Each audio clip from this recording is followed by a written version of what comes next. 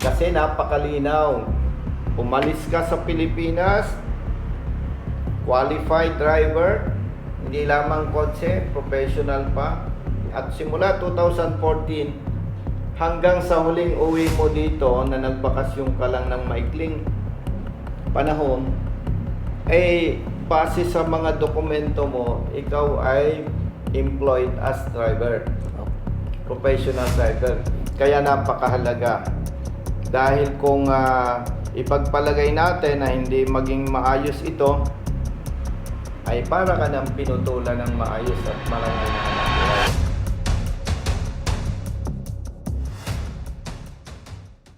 Brother, ikaw ito, Mr. Julito Lubiano.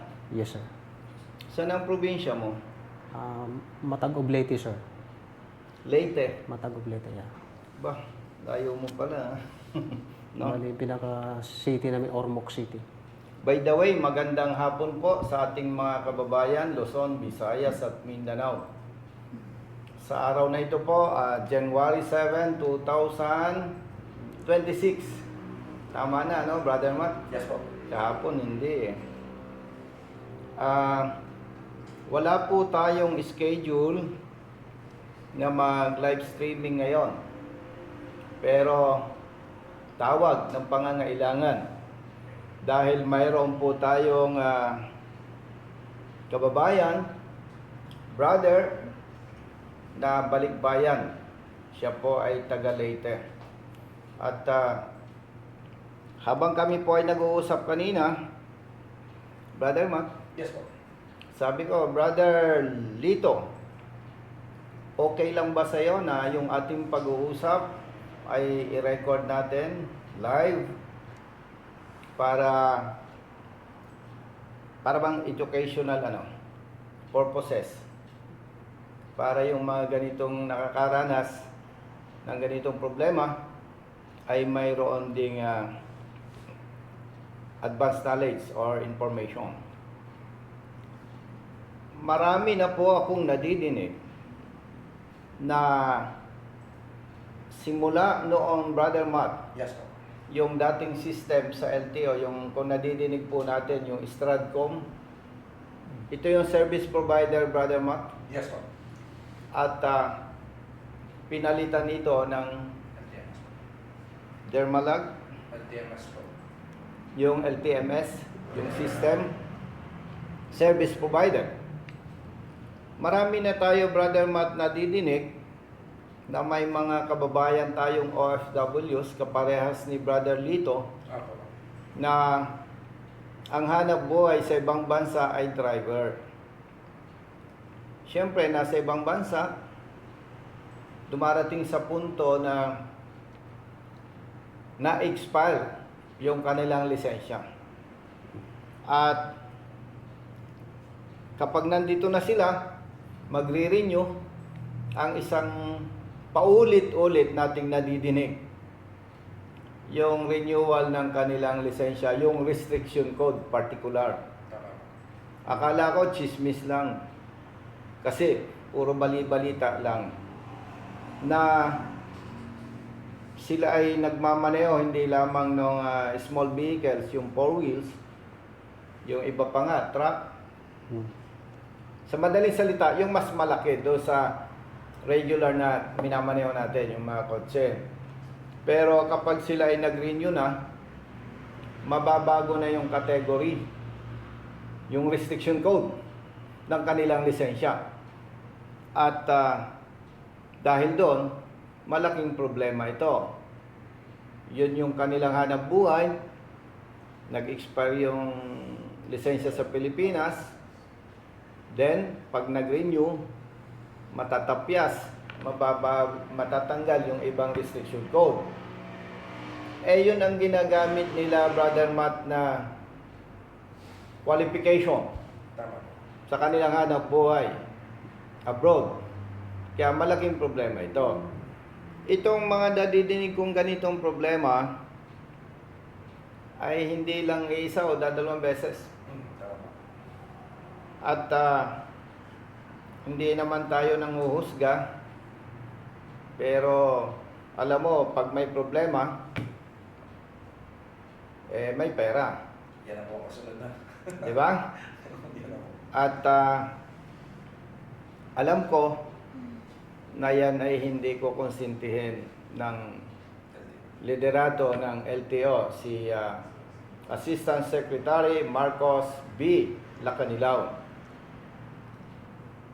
At yun nga, nung tumawag sa ating office si Brother Lito at nabanggit ni Brother Carlo at ni Sis Mir Apo.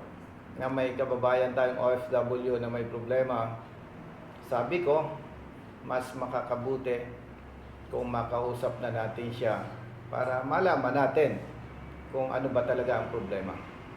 Apo. At yun nga po mga kababayan, kaya po minabuti natin na mag-live video ngayon para magsilbing aral or information din sa iba nating mga kababayan na pwedeng magkaproblema ng kapareho nito. Okay, Brother Lito, ano?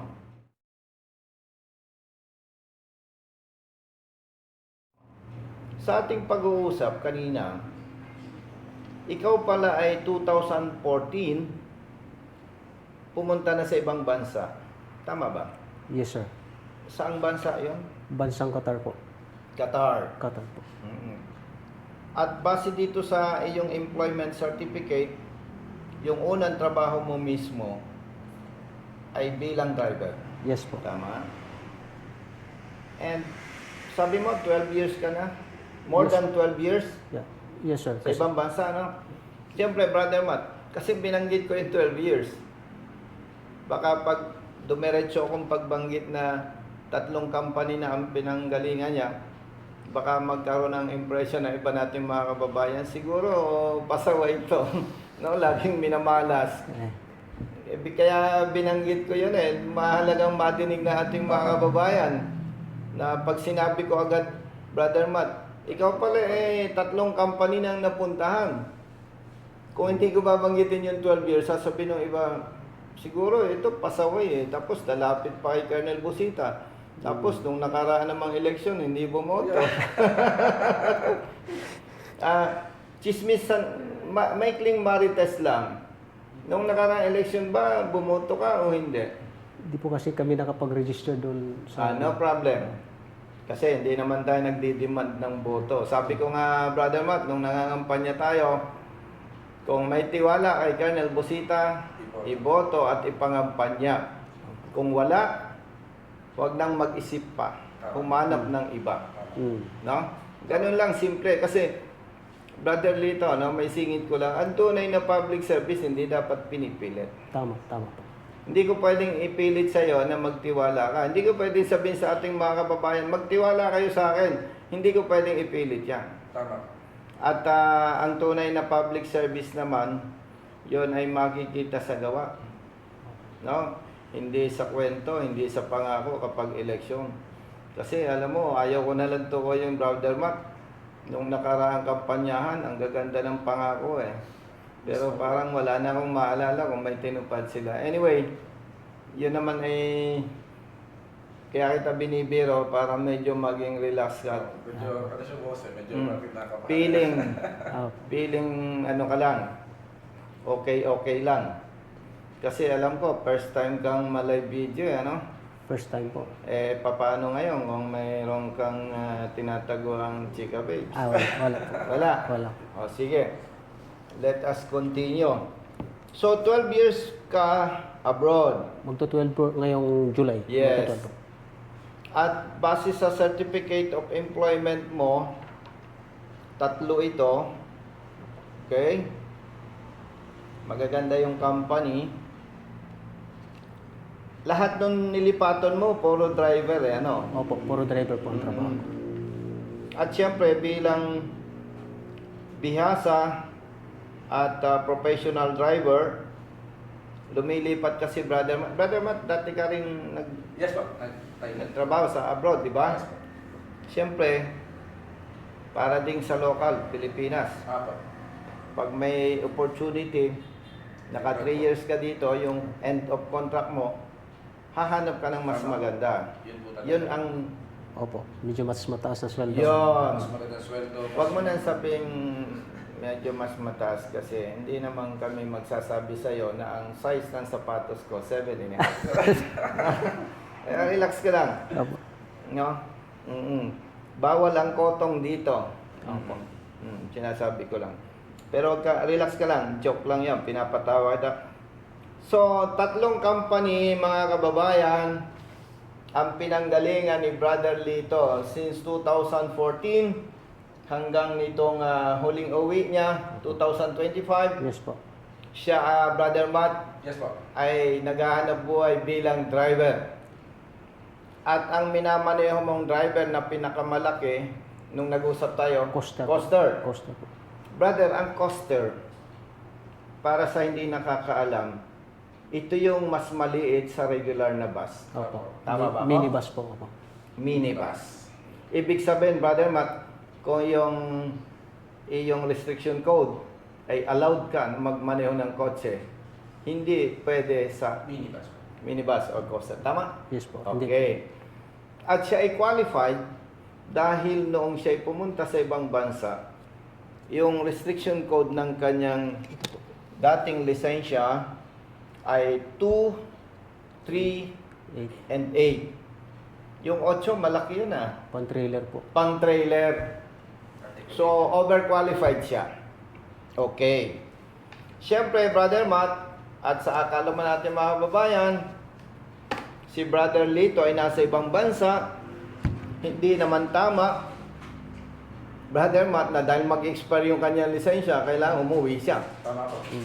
Ang mahalaga na lamang ditong usapin, sa pagkakaalam ko, dahil qualified siya, meron siyang foreign license. May lisensya sa ibang bansa. Tama po. So, kung susuriin po nating mabuti mga kababayan, itong lisensya ni Brother Lito Dubiano, no? Na galing Qatar, nag-start ito noong October 23, 2014. Ang validity niya ay September 28, 2029. So, sa ibang bansa, tuloy-tuloy yung kanyang lisensya, Brother Mark. Tama po. At ngayong bumalik siya sa Pilipinas, yung kanyang lisensya nag-expire noong 2022. So, pag iyon titingyang mabuti, dahil siya ay pumunta sa ibang bansa bilang driver, at simula noon, na-issuean siya ng foreign driver's license, may continuity yung pagiging driver niya. At yun nga, hindi naman tama, Brother Matt, na dahil mag-i-expire yung kanyang lisensya sa Pilipinas, hindi naman tama, uuwi siya dahil lang dito. Tama. Now, umuwi ka nitong 2025. December 22, 2025 po. 2025. December. So, nag-asikaso siya ngayon, Brother Matt, ng renewal ng lisensya. Opo. At alam mo, brother, hindi naman ako manghuhula. Nakikita ko yung iniisip mo eh. Na kapag natapos ang kontrata mo dito sa iyong kasalukuyang trabaho, baka makakaisip ka ng mas magandang opportunity. Siyempre, mag-a-apply ka ulit. Opo. Tama ba? Opo. At pag nag-apply ka ulit, at ang restriction code na kinuha mo sa Pilipinas ay anong gustong ibigay ng LTO? 2 na lang po. Ito na lang. Driver ka na lang ng taxi. Non-pro pa, boss. Non-pro pa. Non-professional. Non-professional. Yan ang sinabi Ay. sa yan ang sinabi sa akin doon. Kung private na lang, boss.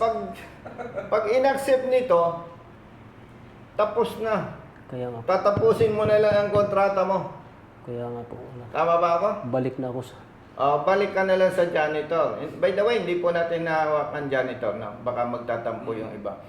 Kasi marangal na ang buhay yan. Mas magaling yan kaysa magnakaw. Tama po. Mang-snatch, mang-hold up.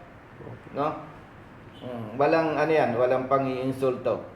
So, Brother Matt, in other words, kailangan niya talaga ng mga pag-renew ng lisensya base doon sa matagal na niyang hawak na may restriction code 238.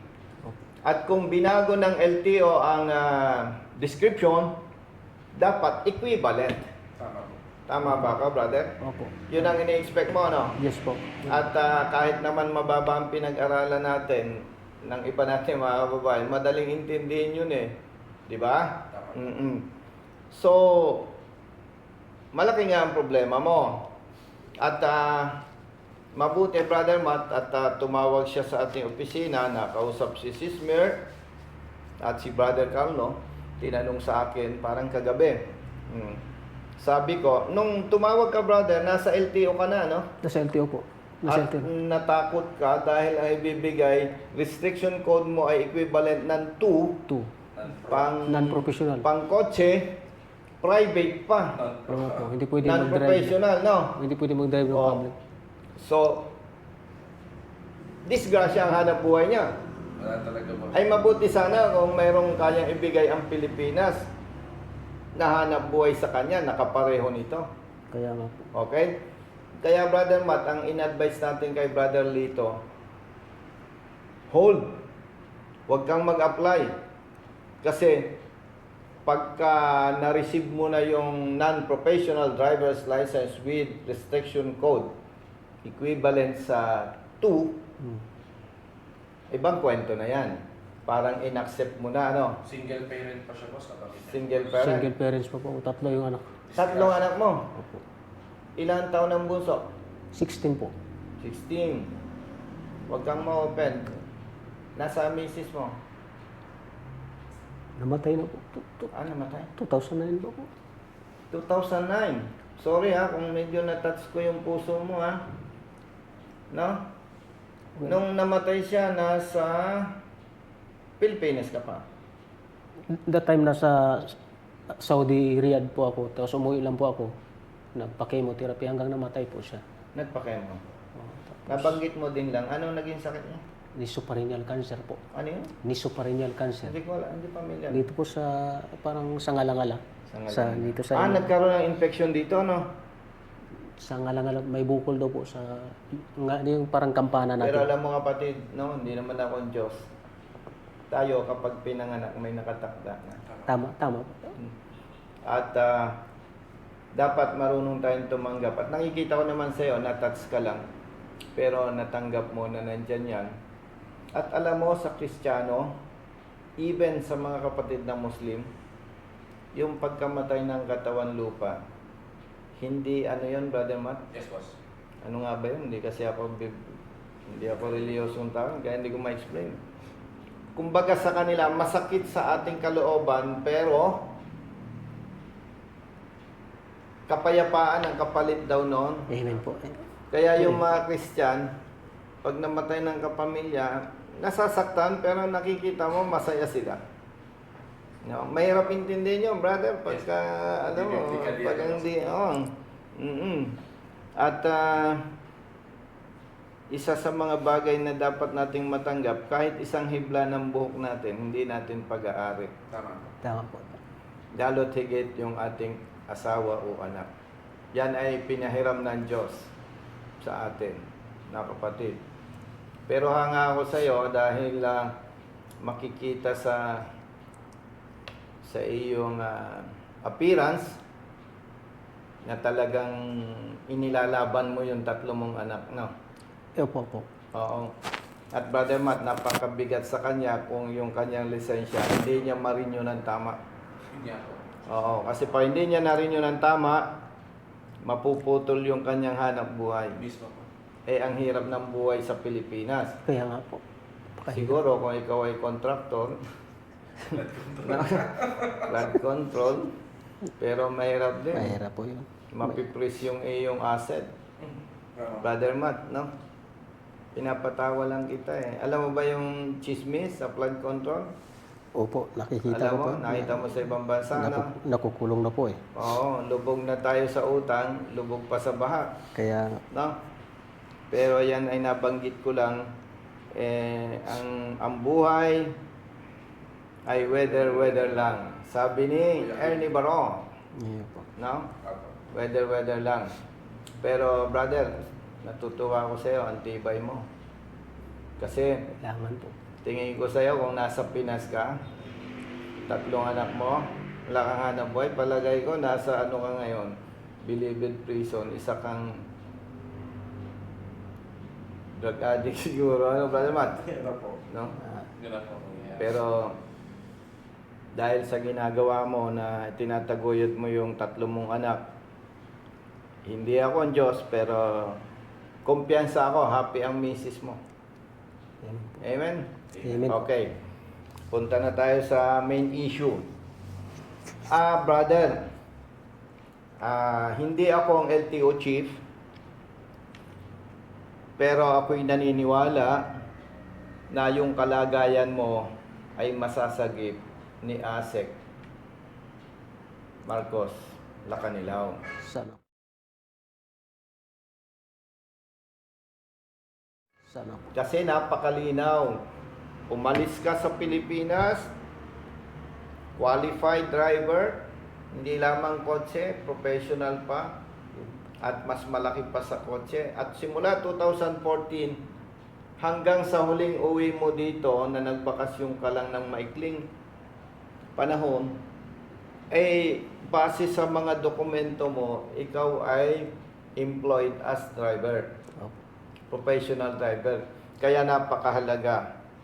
Dahil kung ipagpalagay natin na hindi maging maayos ito, ay para ka nang pinutulan ng maayos at marangal na hanap buhay. At ako naman hindi naniniwala. Hindi ko itinataya si ASEC Lacanilaw. Yes po.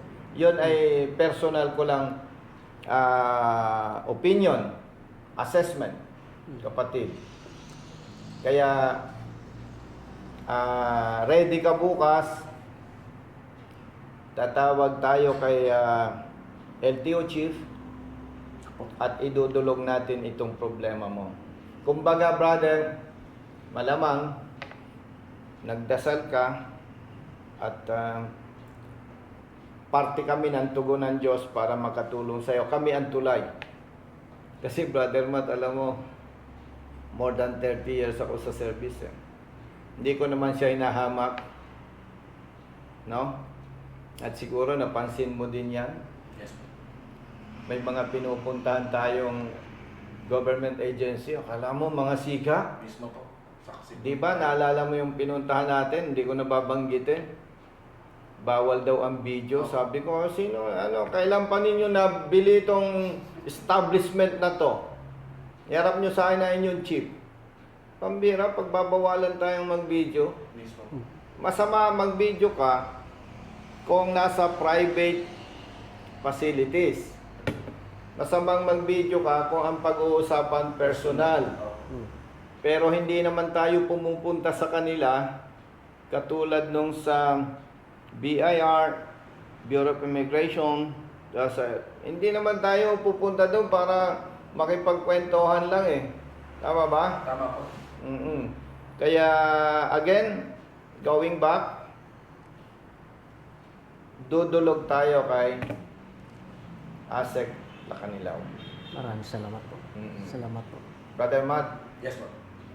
remind mo ko mamaya, Okay. tatawag tayo sa LTO chief. Manalangin ka na available siya bukas. Opo. Bukas is Thursday. Thursday po. Kung hindi naman available, Thursday. Ang maganda lang kay ASEC Lacanilaw, pag nag-text o tumawag ako at available siya, Tumasagot po. welcome tayo sa office. Yes po. Kasi siguro kilala na tayo ni ASEC Lacanilaw na hindi naman tayo lalapit ng personal o yung parang nagte-take advantage, Tama. no? At hindi naman natin gagawin yon. Kasi kapag ginawa natin yung brother, masisira tayo sa ating mga kababayan. Tama. Lalo pa at hindi na ako congressman ngayon, no? Yes po.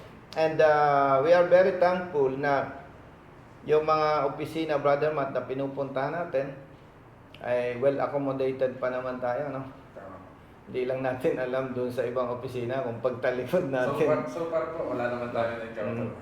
So, ganon kapatid. Opo. Kaya ni-require kita na i-presenta ito. Opo. mahirap humarap sa LTO chief kung wala tayong mga ebidensya at sapat na dokumento. Tama po. Tama. Okay? And regards sa family mo. Ang Maraming. family mo ang mga anak mo nasa Leyte or Manila? Nandito po sa Malabon, nag-aaral sila. Nag-aaral. Opo. So, going back, brother, monitor with mag-coordinate lang si Brother Matt sa'yo. Sige po. At kapag nakausap ko mamaya si Asek Lacanilaw, kung ano yung araw na ibibigay niya. By the way, hanggang kailan ang bakasyon mo? Sa 29 po ang balik ko sa ibang bansa. Sa 29. January 29. O sige, mag-relax ka na lang muna. Sige po. At ipagtiwala natin ito kay Nasa. Asek Lacanilaw. Maraming salamat. Hindi ko siya itinataya, hindi ko siya ikinukompormiso sa'yo, pero base dito sa records, base sa background mo sa employment from 2014 until now, ang trabaho mo doon ay driver, professional, talagang hindi acceptable na yung magiging renewal ng lisensya mo ay non-professional with restriction code 2. Equivalent. Kasi iba na yung kanilang description ngayon. B1, B2. B1, B2, no? Parang, di ba merong B2, B1, ano? Yung Yung palabas mo sa palabas na, no? May B1, No? tsaka B2. Mm-mm. So, okay na sa'yo. Maraming Basta salamat. ito lang may advice ko sa'yo, brother. Share ko lang ito sa'yo. Opo. Pag may problema o pinagtitiwala ako sa Diyos. Opo. Napakabuti na Christian po ako. Yes. Sabi ng iba, brother man, Yes, bro. Colonel, nung hindi ka naupo bilang senador, parang hindi ka naman naapektuhan. Pinagtitiwala ko sa Diyos lahat ng ginagawa ko. At for your information, kaya ako pumasok sa politika.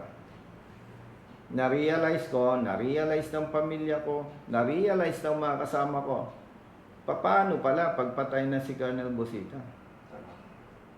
Tapos na. Wala na. Hindi naman tayo nagmamalaki. Saan ka pwedeng magsumbong? Sino ang tutulong sa'yo? Tama. Oh, ang daming pang-aabuso. Biruin mo, brother. Truck driver, galang Mindanao. Mahuhuli ng LTO. Mali ang huli. Expired registration. Ang multa, 12,000 pesos. Mabigat po yun. Meron pa tayong aaksyonan sa Jensen. No? Yes, po. Lady Rider. Nahuli. Modified tire. 5,000 ang multa.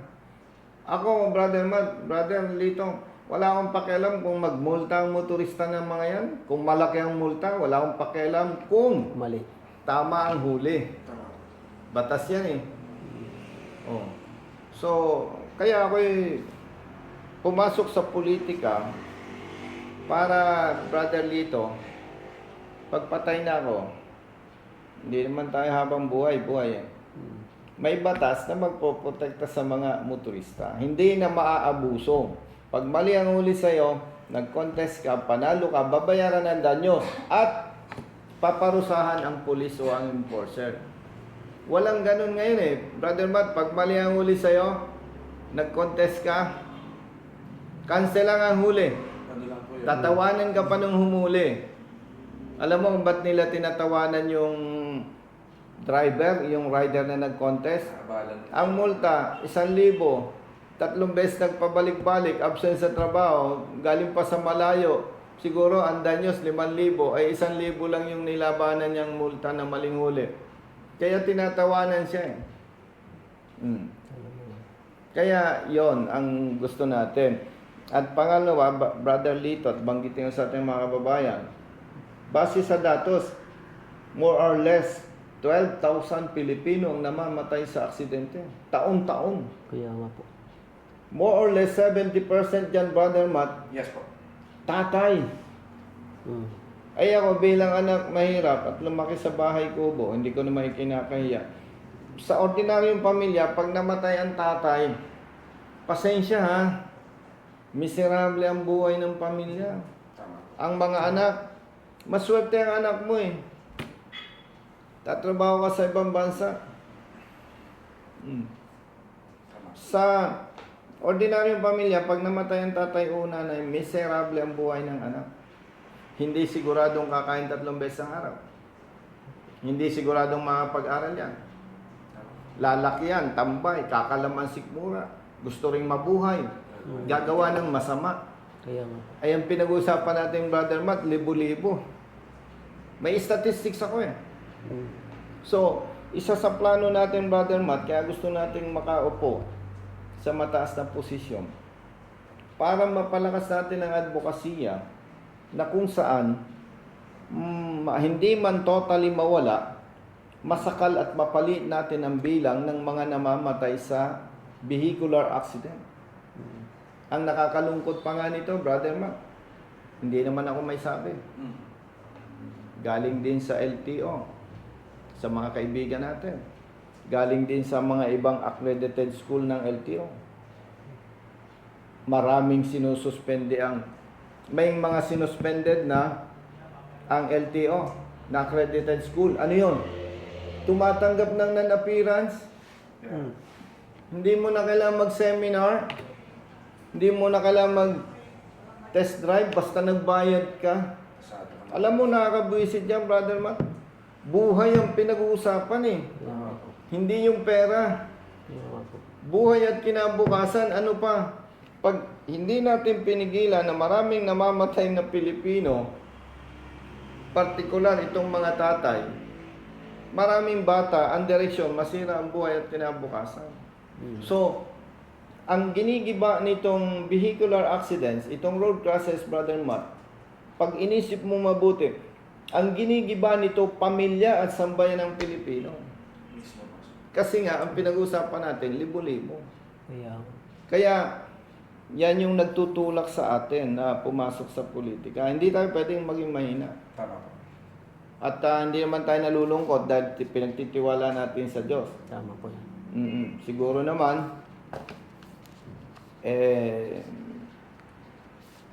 baka sakali, kung ano ang kalooban ng Diyos at kalooban ng taong bayan, doon tayo. Basta hanggang may lakas at may kakayahan laban. No? So, okay, brother. Po, maraming salamat. Kanina, tinanong kita kung kumain ka ng tanghalian, di ba? Tapos na po, sir. Yan ang gusto ko sa'yo. Basta pupunta ka dito, nakakain ka na ng tanghalian. No, at kung hindi naman kasobrahan, baka dumangan ng choking. Pero malimutan mo na yung choking at Jollibee na pasalubong. Wow po. Ang huwag mo lang kakalimutan, 7.5 ang size ng sapatos. Ako po yung 9. Hindi, joke lang. Marami akong sapatos. Yeah po. No. Pinapatawa lang namin kuya. So, okay na. Pwede po bang magpa-picture? Brother Matt, I will remind you po kayo. kayo na lang magkausap. Ha? Yes po. Okay? Sige po. Yun lamang po sa ating mga kababayan, walang sawa at paulit-ulit na pasasalamat sa lahat na sumusuporta at nagtitiwala sa ating advokasya. Maraming salamat po sa mga nagsusumbong sa amin at humihingi ng tulong sapagkat kahit anuman ang aming naisin at gustuhin, kung wala po kayo, mawawalang silbi ang ating advokasya. At siyempre, higit sa lahat, magpasalamat po tayo sa Panginoon nating Diyos at ginagamit tayo at binibigyan tayo ng lakas, ng katawan, katalinuhan, at mga bagay-bagay na sumusuporta sa atin. Magkaisa po tayo. Mabuhay po tayo. God bless. Huwag ka nang mangamba, di ka nag-iisa. Basta nasa tama, may kakampi ka. Nandiyan si Colonel Busita. Nandiyan si Colonel Busita. Huwag ka nang mangamba, di ka nag-iisa. Basta nasa tama, may kakampi ka. Nandiyan si Colonel Busita. Nandiyan si Colonel Busita. Bilat sa